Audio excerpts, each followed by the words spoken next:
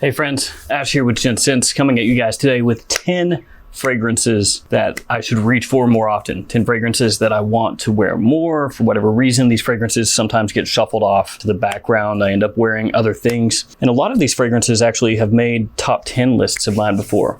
So top 10 spring, fall, whatever, that type of list. And then time goes on and I just don't seem to reach for them all that much, and then they kind of catch my eye one day and I'm like, oh yeah, why haven't I worn that? That's pretty much what all these are. So I've got 10 different fragrances here. Some of these are designers, some of these are niche, so it's just kind of a mix mash of a bunch of different things. Some are summertime fragrances, some are springtime, fall time. Pretty much all of it is right here. So let's jump into this.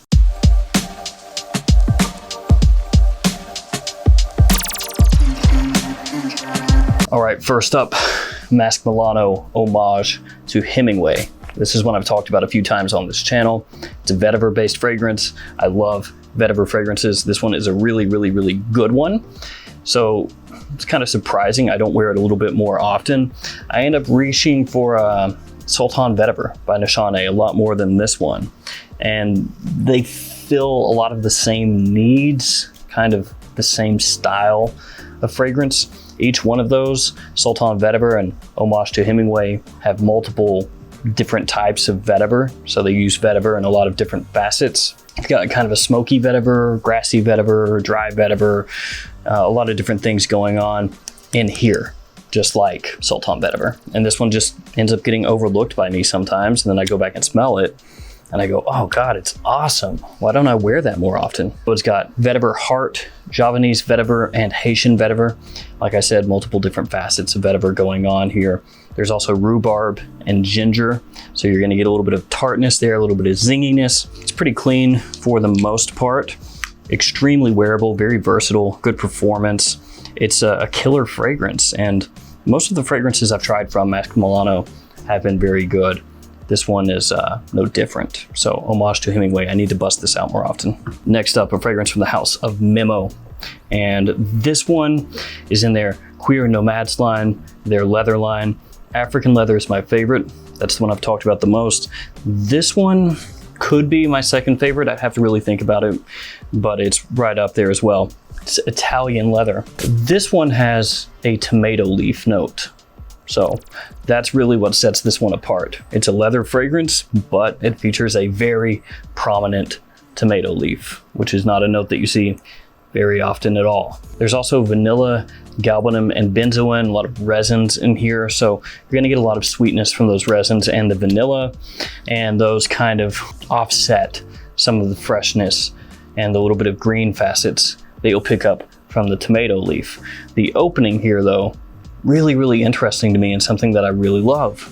And even though I think African leather is much easier to wear than this fragrance, much easier to pull off than this fragrance, overall, as far as leather scents go, this one's probably a little more interesting, a little bit more different than African leather is. African leather has that really nice, sweet spiciness to it, whereas this one has that green tomato leaf and a bunch of resins as it dries down. That one for me kind of ends up getting overshadowed a bit by African leather just because I will wear African leather fairly often as a dumb reach fragrance. And you know, that one's sitting right next to African leather. So I walk up and I'm just like, yeah, I go with that one, the tried and tested and true one. But I need to really start wearing Italian leather more. Okay, we've had a couple of more expensive niche fragrances. Now time for a cheap designer. Uomo by Zegna. This one you can very often find in TJ Maxx and Ross's all across the US, and typically runs, you know, 15, 20 bucks. It's not very expensive at all. Bottle is very plain, just a rectangle with these kind of ridges in the glass. This one has vetiver, cedar, citrus, and violet leaf as some of the notes in the fragrance. And this is a more classic Italian cologne style fragrance, fresh, clean, gentlemanly, that type of scent. Violet leaf probably going to be what you pick up most from this, along with a good dose of clean citrus. Not really a juicy citrus, not like a super sweet citrus. This one, again, trying to go more on that just fresh linen shirt kind of style of scent. A little bit of soapiness in there for me. Not too much. It's not heavy. It's not powdery or anything like that. The fragrance, just easy to wear, high heat kind of scent, like right now, essentially spring, summertime, daytime, office wear, all those situations are where that's going to work best. And that's one I've had for a long time, and I'll wear it and I'll go, oh yeah, this is really nice. I should, bust this out again sometime, and then I just forget about it. And so that's why it makes the list here today. Up next is summer fragrance from the House of Creed. This is one that I wouldn't say necessarily gets overlooked.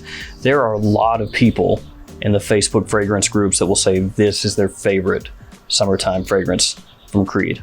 They'll put it above Millesime Imperial, above Virgin Island water, above Silver Mountain water, above Royal water, above them all, and it's this one, Olfa. This bottle is from 2014. It's got that old school style atomizer. I really dug those atomizers. I actually like them more than the current atomizers. These ones just really sprayed out a ton of fragrance.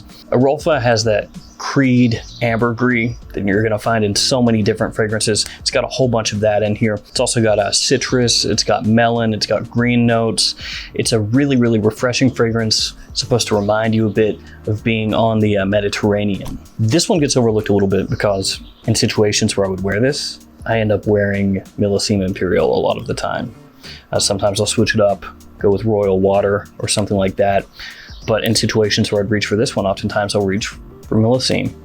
And I need to really change that up a little bit and start working this in during the summertime months, because it is super nice and really easy to dress up. And by that I mean wear in more formal situations or to the office or business situations, things like that. This one works really well. So I had to put this one in this list, Creed's Olfa. Got to start wearing this more. It's really nice. Up next is a newer fragrance, and this one is a designer. I've reviewed this in the past. Stronger With You Freeze by Emporio Armani. So this one is going to be the newest one in this list. And this one is one that I actually really liked. I really gravitated toward the first time I smelled it, and it's really the opening. The opening of this one does come across very sweet, icy, refreshing, which makes sense because of the name. It's got a lot of lavender in here, vanilla, and ginger.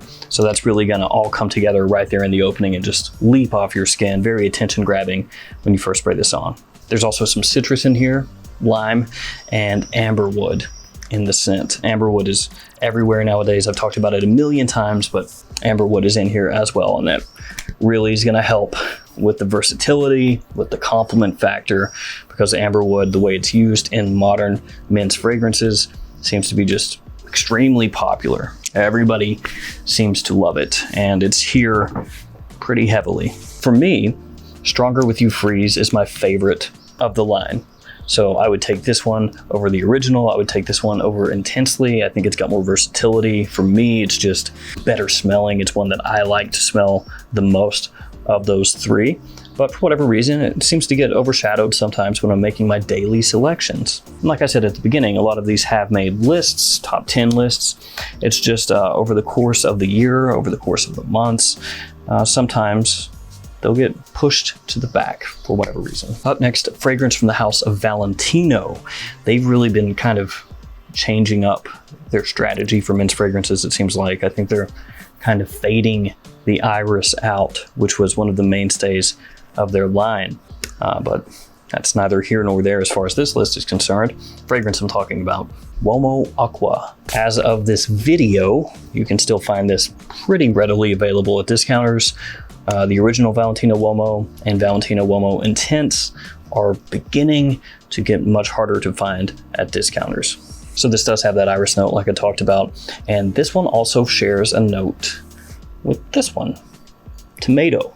Yeah, tomato leaf is in here too. There's also mandarin orange, sage, and leather in this fragrance.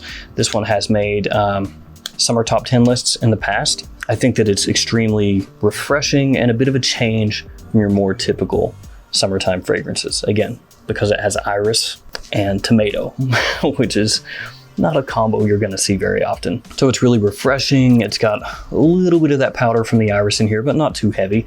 Still easily worn in high heat. Performance, not amazing, but good enough for me. I'll just spray it on heavily. A little bit of a herbal pop from the sage. Leather in the base is really not too heavy. And then the mandarin orange gives you this nice, almost green citrus effect. And that's one that I wore really heavily for 1 year and then kind of faded it, kind of put it to the background a little bit. So I'd like to start busting it out more often. Up next to cheapy and old school fragrance, Davidoff XENO. This one has drawn comparisons to Tom Ford's Beau de Jour. So you could almost think of this as a less modern, not quite as high quality, much more affordable version of Beau de Jour, kind of. I mean, it's gonna do pretty much the same things that Beau de Jour does. It's just this one came out decades ago. So for some of you out there, you might call it dated, but I think you can still easily pull this off. Or at least the vast majority of people can pull this off, assuming that you're comfortable with fragrances of this type. Patchouli, rosewood, sandalwood, lavender, vanilla, some of the notes in this fragrance, but this being an old school type of scent, it really does have a ton of notes in there. It's a fantastic smelling masculine scent. I think it's got a lot of versatility, maybe a little bit heavy for me for the weather right now, but in fall time, springtime, winter time, that one, killer, and a great office fragrance too. When I've wanted something along these lines, I've been wearing just Beau de Jour, and I kind of had forgotten about this one a little bit, went back and revisited it, and I was like, you know, should start wearing that again. One of the best fragrances Davidoff has ever done, XENO. Up next, a fragrance from Mancera, the one that gets compared to Creed's Aventus Cedrat Boisé. I used to wear this a lot, really, really heavily. It's got really nice performance, heavy on fruits. There's black currant in here. There's lemon in here. There's also vanilla in here as well. As I said, it gets compared to Creed's Aventus. It's not the exact same, but you know, same family, same style. There's also leather in here. There's cedar in here, a bergamot as well. And bergamot is often used in fragrances to give kind of a pineapple scent. So if you see pineapple in a fragrance or a pineapple accord, a lot of times that's done predominantly with bergamot.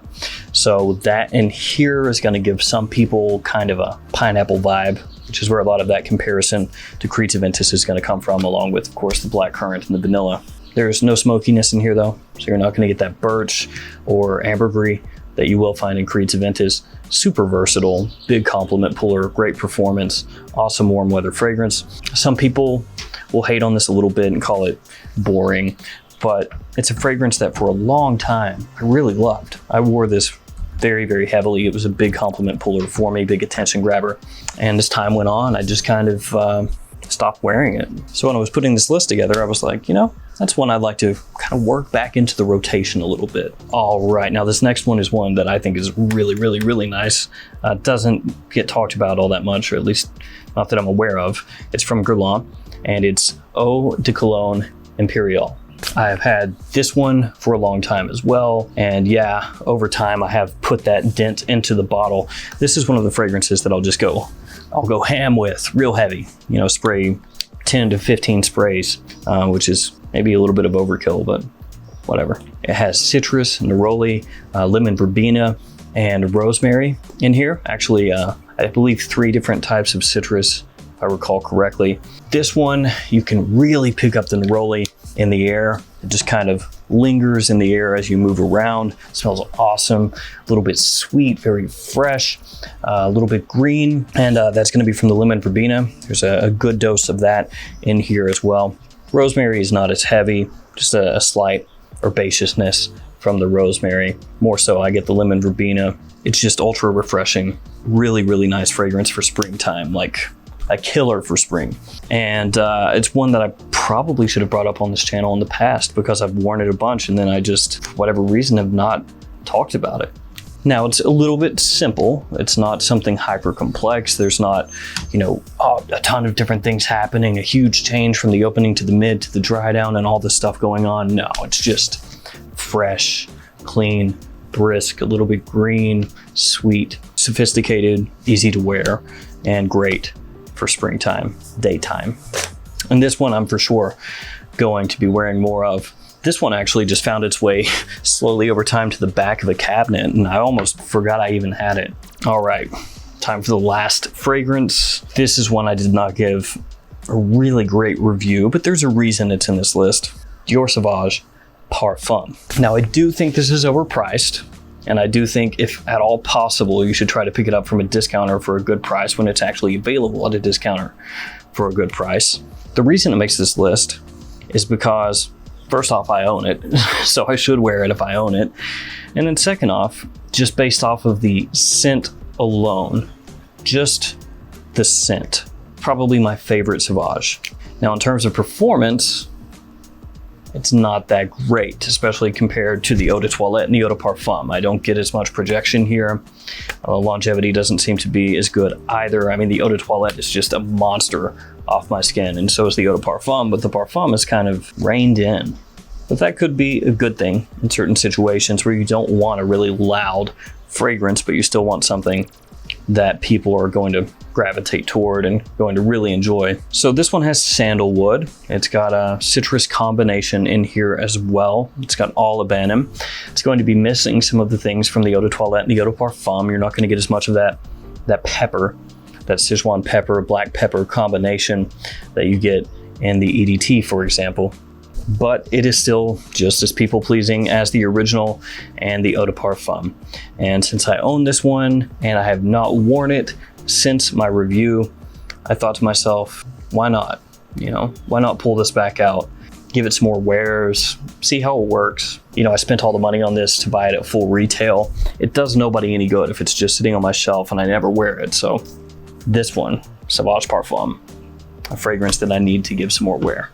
Now, is Sauvage Parfum my favorite out of this list? No, but I'm still gonna show it some love, give it some wear. All right, guys, it's gonna do it for me for 10 fragrances that I need to start wearing more often, whether just in general or to different situations, or, you know, just things that I've forgotten, things that I used to wear that I fell out of love with, whatever the reason, I need to wear these a little bit more. As always, guys, thanks for hanging out with me here today. Stay safe out there. I'll see you tomorrow with another fragrance video. See you guys.